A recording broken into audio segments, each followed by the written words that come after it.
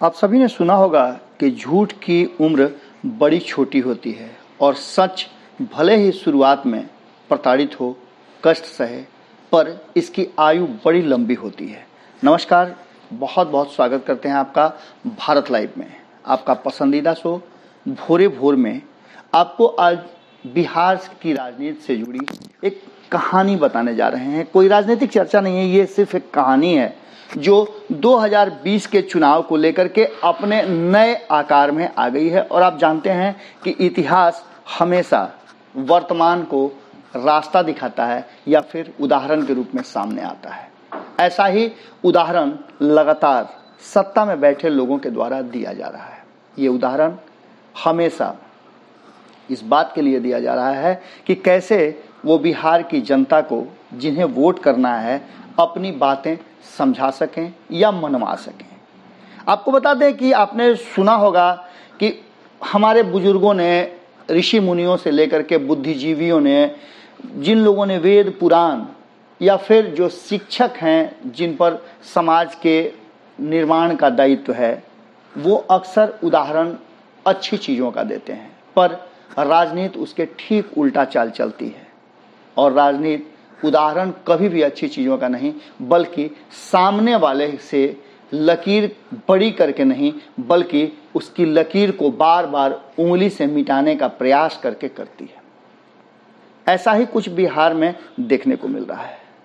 आपने लगातार सुना होगा और आप अपने जीवन में भी इस बात को उतारते होंगे कि जब भी आपको कोई बुरी बातें या आपके जीवन की कोई बुरी घटनाएं होंगी, उन घटनाओं को आप याद करना नहीं चाहेंगे। भीतर ही भीतर भले उससे आप सीख लेकर के अच्छी बातों को करना चाहेंगे, पर राजनीति एक अलग चाल है। राजनीति की सोच अलग होती है। वो बुरी बातों को बार बार आपके सामने ला करके आपको याद दिलाता है। हालांकि राजनीति में सबसे बुरी बात क्या हो सकती है? सबसे बुरी बात हो सकती है कि आप भूख से तड़प रहे हों। उससे बुरी बात हो सकती है कि आप सुरक्षित नहीं हो। उससे भी बुरी बात हो सकती है कि आपके बच्चे शिक्षा से वंचित हों।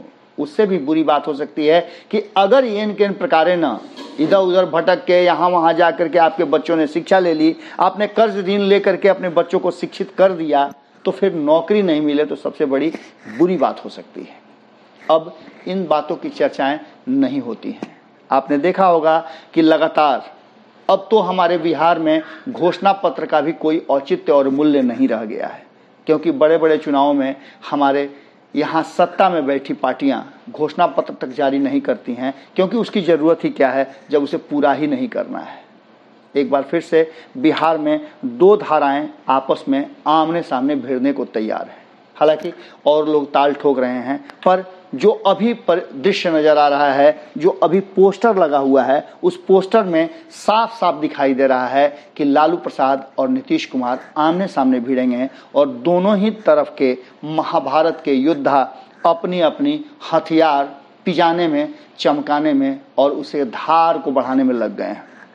लेकिन आपको बता दें कि जब विरोधी के हथियार को अपना सबसे बड़ा अस्त्र मान लिया जाए, तो हो सकता है कि आपको धोखा भी हो जाए, क्योंकि विरोधी का हथियार ऐसा भी हो सकता है कि वो मारक नहीं हो।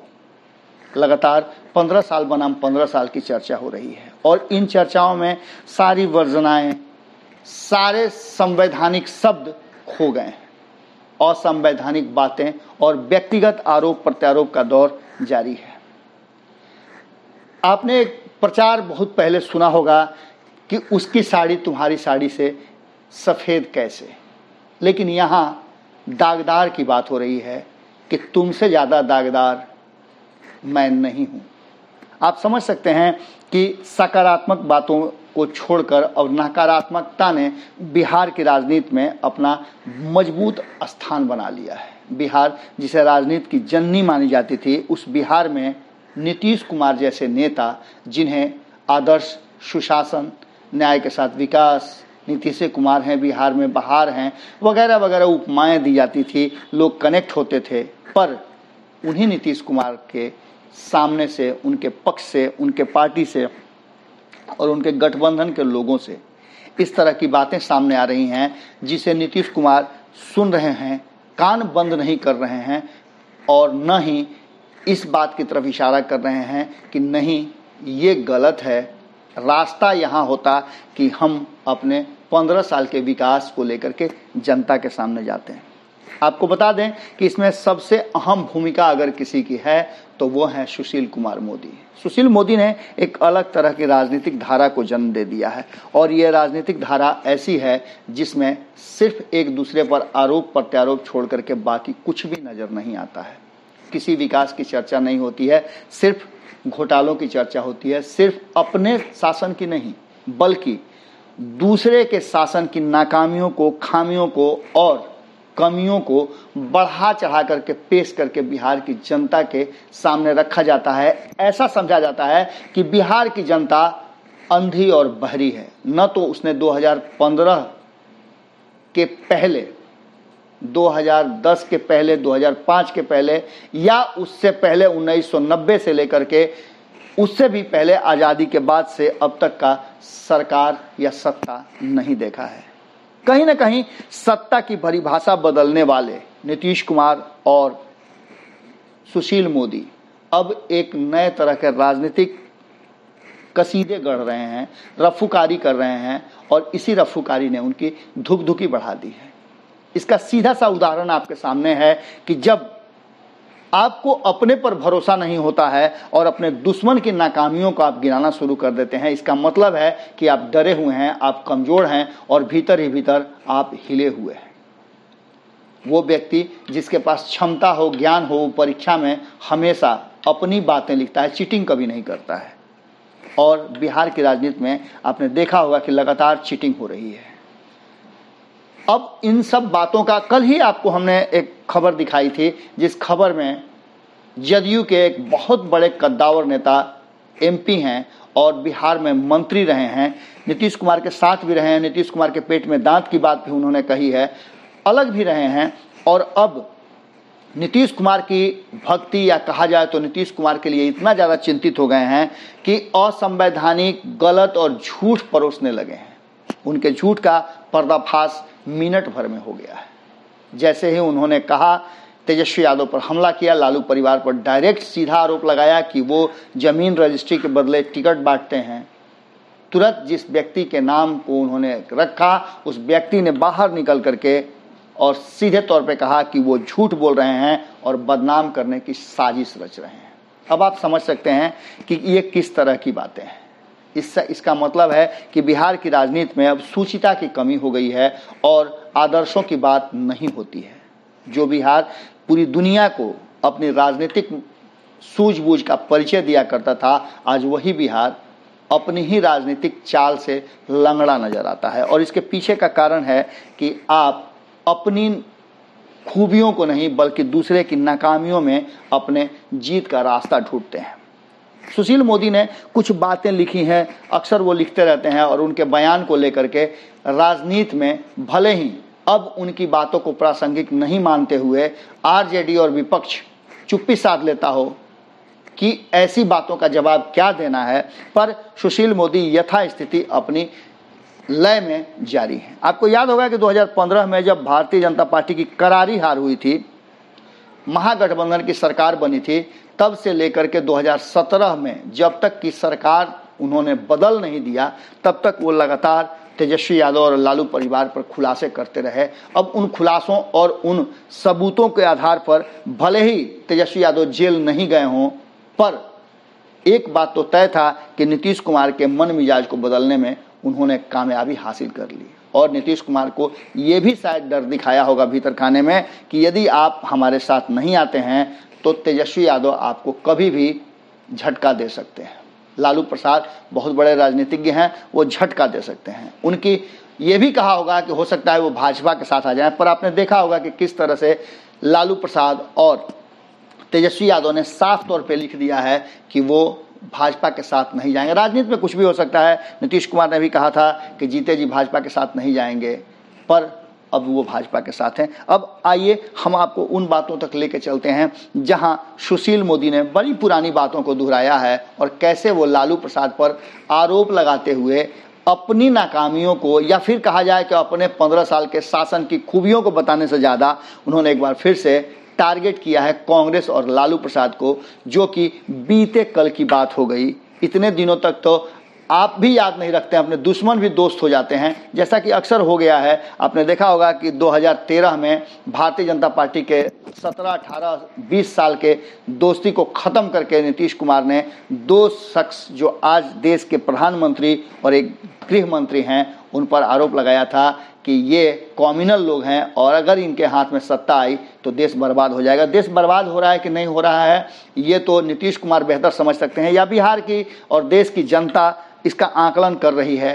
पर एक बात तो तय है कि नीतीश कुमार ने नाव पर सवारी करके सीधे तौर पे एक बात तो कर लिया कि उन्होंने अब 2 के जगह पर 16 सीटें लोकसभा में अपनी जरूर कर ली है, और इसके साथ ही देश की और दुनिया की सबसे ज़्यादा संख्या वाली पार्टी को उन्होंने सीधे तौर पे अपने कदमों में झुका के रखा है। एक बार फिर से आपको बता दें, सुशील मोदी ने लिखा है कि लालू प्रसाद भूल गए कि उन्होंने राबड़ी देवी की कबाड़ सरकार को कांग्रेस के जुगाड़ से चलाया था।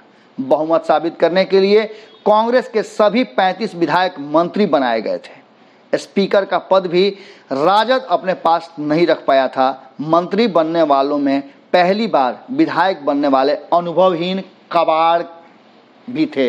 हालांकि ये बात कहते समय शायद उनका इशारा नीतीश कुमार के आजकल के किचन कैबिनेट के मंत्रियों पर भी है, क्योंकि उस समय कई ऐसे लोग हैं जो आज नीतीश कुमार के साथ हैं, वो भी पहली बार मंत्री बने थे।